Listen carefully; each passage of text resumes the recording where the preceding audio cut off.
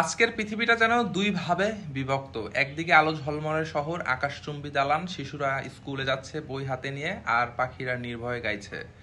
অন্যদিকে গাজার অন্ধকার বাস্তবতা, যেখানে স্কুলগুলো ধ্বংসস্তূপ, শিশুরা বইয়ের বদলে বোমার শব্দ মুখস্থ করছে, পাখিরা উড়ে পালায় ধোঁয়ার আকাশ ফুরে।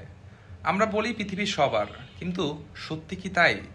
কেন একটা ছোট্ট ভূখণ্ডের শিশুদের হাসি বন্দুকের নল আর ক্ষুধার মধ্যে আটকে থাকে? কেন একই সূর্যের নিচে কেউ মুক্ত বাতাস পায়, কেউ কাঁদতে কাঁদতে নিঃশ্বাস নিতে ভয় পায়? আজ গাজার দিকে তাকালে মনে হয় মানব সভ্যতার আয়নায় ফাটল ধরেছে। প্রশ্ন জাগে, ছোট ছোট বোট যদি সাহস করে এগিয়ে যায়, তবে বড় বড় রাষ্ট্রের নৌবহর নীরব কেন? কেন শক্তিশালী বিশ্বশক্তি তাদের রাজনৈতিক হিসাব নিকাশে একটি জাতির রক্তকে কালি হিসাবে ব্যবহার করছে?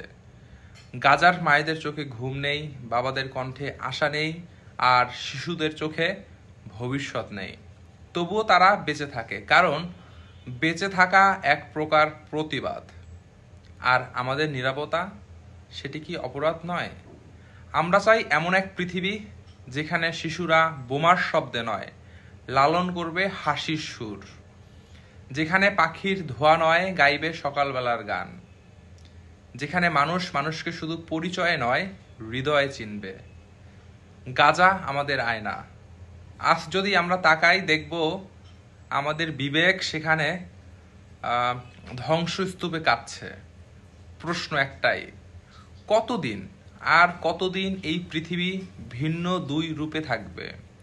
ফিলিস্তিন আমাদের হৃদয়, এটি কেবল ভূখণ্ড নয়, এটি স্মৃতি, গান, ভাষার সম্মান আর অধিকার। ফিলিস্তিনে আঘাত আমাদের কষ্ট, তাদের মুক্তি আমাদের স্বপ্ন।